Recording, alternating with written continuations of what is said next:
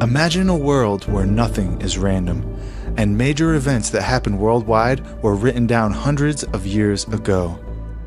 What you're about to hear was recorded in 1967, and it perfectly describes the world we live in today. Myron C. Fagin, a famous Hollywood writer who rose through the ranks of the Hollywood elite, uncovering some nasty secrets along the way. He made it his life's work to expose the darkness that he personally saw with his own two eyes. This recording is a culmination of his life's work, and through a historical lens, he reveals what's been hiding in the shadows for hundreds of years. What you're about to hear is not conspiracy theory, rather is documented historical fact that holds up to the most rigid scrutiny. And without further ado, I bring you the Illuminati and the Council on Foreign Relations. The question of how and why the Illuminati is the crux of the great conspiracy to destroy the sovereignty of the United States and the enslavement of the American people within a UN one-world dictatorship is a complete and unknown mystery to the vast majority of the American people. The reason for this unawareness of the frightening danger to our country and to the entire free world is simple. The masterminds behind this great conspiracy have absolute control of all of our mass communications media, especially television, the radio, the press, and Hollywood. Do you have any people being paid by the CIA who are contributing to a major circulation American journal? We do have people who submit pieces to two American journals. Do you have any people paid by the CIA who are working for television networks? This, I think, gets into the kind of getting into the details, Mr. Chairman, that I'd like to get into in executive session. Do you have any people being paid by the CIA who are contributing to the national news services, AP and UPI? Well, again, I think we're getting into the kind of detail, Mr. Chairman, that I'd prefer to handle in executive session. We all know that our State Department, the Pentagon, and the White House have brazenly proclaimed that they have the right and the power to manage the news, to tell us not the truth, but what they want us to believe. They have seized that power on orders from their masters of the great conspiracy. And the objective is to brainwash the people into accepting the phony peace bait to transform the United States into an enslaved unit of the United Nations one world government. Let me clarify the meaning of the expression, "He is a liberal." The enemy, meaning the one world conspirators, have seized upon that word liberal as a cover-up for their activities. It sounds so innocent and so humanitarian to be liberal. This satanic plot was launched back in the 1760s when it first came into existence under the name of the Illuminati. This Illuminati was organized by one Adam Weishaupt, born a Jew, who was converted to Catholicism and became a Catholic priest, and then, at the behest of the then newly organized House of Rothschild, defected and organized the Illuminati. Naturally, the Rothschilds financed that operation. And every war since then, beginning with the French Revolution, has been promoted by the Illuminati, operating under various names and guises. I say under various names and guises because after the Illuminati was exposed and became too notorious, Weishaupt and his co-conspirators began to operate under various other names. In the United States, immediately after World War I, they set up what they called the Council on Foreign Relations, commonly referred to as the CFR. And this CFR is actually the Illuminati in the United States. Perhaps the most vital directive in Weishaupt's plan was to obtain absolute control of the press, at that time the only mass communications media, to distribute information to the public so that all news and information could be slanted, so that the masses could be convinced that a one-world government is the only solution to our many and varied problems. Now do you know who owns and controls our mass communications media? I'll tell you, practically all the movie lots in Hollywood is owned by the Lehmans, Kuhn Loeb and Company, Goldman Sachs, and other internationalist bankers. All the national radio and TV channels in the nation are owned and controlled by those same internationalist bankers. The same is true of every chain of metropolitan newspapers and magazines, also of the press wire services, such as Associated Press, United Press International, etc. The supposed heads of all those media are merely the fronts for the internationalist bankers, who in turn compose the hierarchy of the CFR, today's Illuminati in America.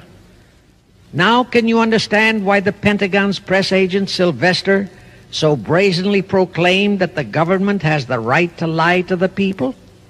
What he really meant was that our CFR-controlled government had the power to lie to and be believed by the brainwashed American people. And let's again go back to the first days of the Illuminati. In 1785, the Bavarian government outlawed the Illuminati and closed the lodges of the Grand Orient. In 1786, they published all the details of the conspiracy. The English title of that publication is The Original Writings of the Order and Sect of the Illuminati. Copies of the entire conspiracy were sent to all the heads of church and state in Europe. But the power of the Illuminati, which was actually the power of the Rothschilds, was so great that this warning was ignored. Nevertheless, Illuminati became a dirty word, and it went underground. At the same time, Weishaupt ordered Illuminists to infiltrate into the lodges of Blue Masonry and form their own secret societies within all secret societies. Only Masons who proved themselves internationalists and those whose conduct proved they had defected from God were initiated into the Illuminati. Thenceforth, the conspirators donned the cloak of philanthropy and humanitarianism to conceal their revolutionary and subversive activities, and that all that secrecy emphasizes the power of the masterminds of the Illuminati to prevent such terrible events of history from being taught in our schools. In 1834, the Italian revolutionary leader Giuseppe Mazzini was selected by the Illuminati to direct their revolutionary program throughout the world. He served in that capacity until he died in 1872. But some years before he died, Mazzini had enticed an American general named Albert Pike into the Illuminati. Pike was fascinated by the idea of a one-world government, and ultimately he became the head of this Luciferian conspiracy. Between 1859 and 1871, Pike, worked out a military blueprint for 3 world wars and various revolutions throughout the world, which he considered would forward the conspiracy to its final stage in the 20th century. Again, I remind that these conspirators were never concerned with immediate success.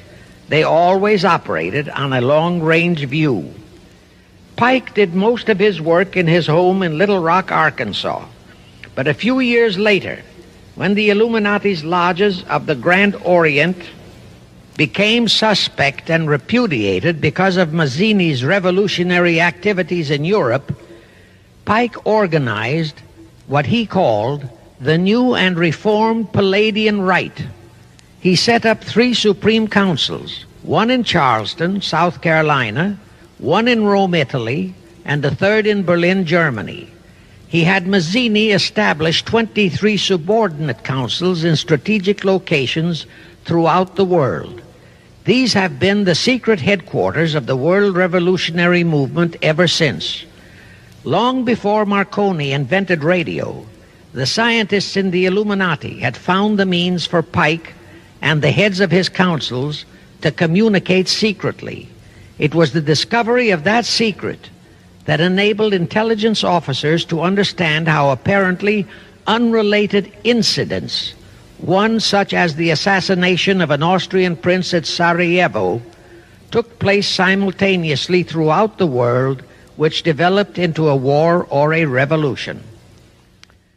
Pike's plan was as simple as it has proved effective. It called for communism, Nazism, political Zionism, and other international movements be organized and used to foment 3 global world wars and at least 2 major revolutions. The First World War was to be fought so as to enable the Illuminati to destroy Tsarism in Russia, as vowed by Rothschild after the Tsar had torpedoed his scheme at the Congress in Vienna, and to transform Russia into a stronghold of atheistic communism. The differences stirred up by agents of the Illuminati between the British and German empires were to be used to foment this war. After the war would be ended, communism was to be built up and used to destroy other governments and weaken religions. World War II, when and if necessary, was to be fomented by using the controversies between fascists and political Zionists.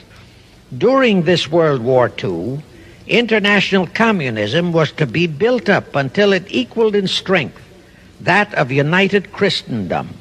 When it reached that point, it was to be contained and kept in check until required for the final social cataclysm. As we know now, Roosevelt, Churchill, and Stalin put that exact policy into effect, and Truman, Eisenhower, Kennedy, and Johnson continued that same exact policy. World War III is to be fomented by using the so-called controversies the agents of the Illuminati, operating under whatever new name, are now stirring up between the political Zionists and the leaders of the Muslim world. That war is to be directed in such a manner that all of Islam and political Zionism, Israel, will destroy each other, while at the same time the remaining nations, once more divided on this issue, will be forced to fight themselves into a state of complete exhaustion, physically, mentally, spiritually, and economically. Now, can any thinking person doubt that the intrigue now going on in the Near, Middle, and Far East is designed to accomplish that satanic objective? Pike himself foretold all this in a statement he made to Mazzini on August 15, 1871. Pike stated that after World War III is ended, those who will inspire to undisputed world domination will provoke the greatest social cataclysm the world has ever known. Quoting his own words, taken from the letter he wrote to Mazzini, and which letter is now catalogued in the British Museum in London, England, he said, "We shall unleash the nihilists and the atheists, and we shall provoke a great social cataclysm which in all its horror will show clearly to all nations the effect of absolute atheism, the origin of savagery and of most bloody turmoil.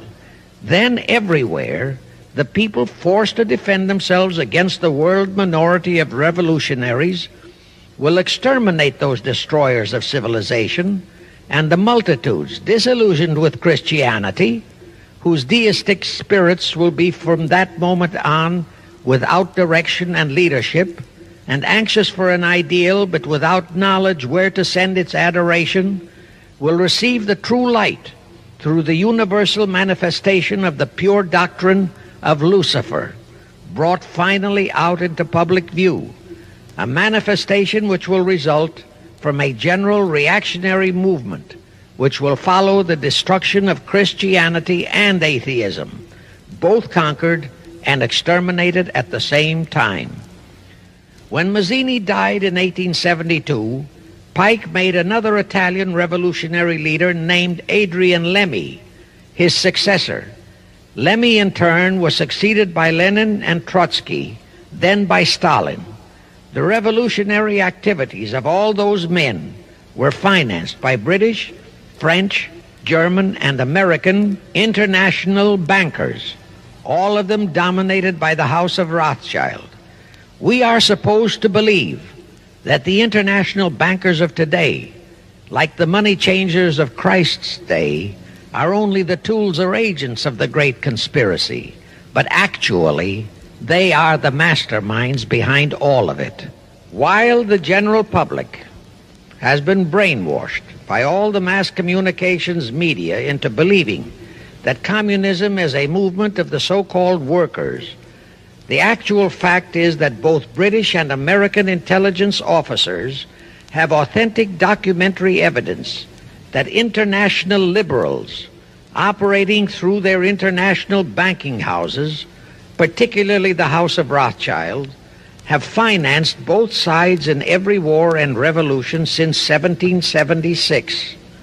Those who today comprise the conspiracy, the CFR in the United States, direct our governments, whom they hold in usury through such methods as the Federal Reserve System in America, to fight wars such as Vietnam, created by the United Nations, so as to further Pike's Illuminati plans to bring the world to that stage of the conspiracy when atheistic communism and the whole of Christianity can be forced into an all-out Third World War within each remaining nation, as well as on an international scale.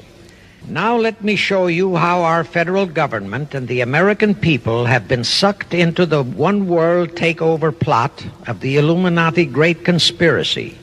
And always bear in mind that the United Nations was created to become the housing for that one-world so-called liberal conspiracy. The real foundations of the plot for the takeover of the United States were laid during the period of our Civil War. Not that Weishaupt and the earlier masterminds had ever overlooked the New World. Weishaupt had his agents planted over here as far back as the Revolutionary War. But George Washington was more than a match for them. It was during the Civil War that the conspirators launched their first concrete efforts. We know that Judah Benjamin, chief advisor of Jefferson Davis, was a Rothschild agent. We also know that there were Rothschild agents planted in Abraham Lincoln's cabinet who tried to sell him into a financial dealing with the House of Rothschild.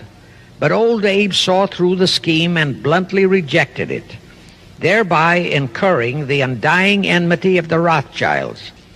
Investigation of the assassination of Lincoln revealed that the assassin, Booth, was a member of a secret conspiratorial group. Because there were a number of highly important government officials involved, the name of the group was never revealed, and it became a mystery, exactly as the assassination of Jack Kennedy still is a mystery. Anyway, the ending of the Civil War destroyed, temporarily, all chances of the House of Rothschild to get a clutch on our money system, such as they had acquired in Britain and other nations in Europe. I say temporarily because the Rothschilds and the masterminds of the conspiracy never quit. So they had to start from scratch, but they lost no time in getting started. Shortly after the Civil War, a young immigrant who called himself Jacob H. Schiff arrived in New York. Jacob was a young man with a mission for the House of Rothschild. Jacob was the son of a rabbi, born in one of Rothschild's houses in Frankfurt, Germany. I won't go deeply into his background. The important point is that Rothschild recognized in him not only a potential money wizard, but more important, he also saw the latent Machiavellian qualities in Jacob that could, as it did, make him an invaluable functionary in the great one-world conspiracy. After a comparatively brief training period in the Rothschilds' London bank, Jacob left for America with instructions to buy into a banking house, which was to be the springboard to acquire control of the money system of the United States. Actually, Jacob came here to carry out 4 specific assignments. Number 1, and most important, was to acquire control of America's money system. Number 2, find desirable men who, for a price, would be willing to serve as stooges for the great conspiracy and promote them into high places in our federal government, our Congress, in the U.S. Supreme Court, and all federal agencies. Number 3, create minority group strife throughout the nations, particularly between whites and blacks. Number 4, create a movement to destroy religion in the United States, but Christianity to be the chief target. The headquarters of the great conspiracy in the late 1700s was in Frankfurt, Germany, where the House of Rothschild had been established by Mayer Anschelm, who adopted the Rothschild name and linked together other international financiers who had literally sold their souls to the devil. After the Bavarian government's exposure in 1786, the conspirators moved their headquarters to Switzerland, then to London. Since World War II, after Jacob Schiff, the Rothschilds' boy in America, died, the headquarters of the American branch has been in the Harold Pratt Building, New York, and the Rockefellers, originally protégés of Schiff, have taken over the manipulation of finances in America for the Illuminati. In the final phases of the conspiracy, the one-world government will consist of the king dictator, head of the United Nations, the CFR, and a few billionaires, economists, and scientists who have proved their devotion to the great conspiracy. All others are to be integrated into a vast conglomeration of mongrelized humanity, actually slaves.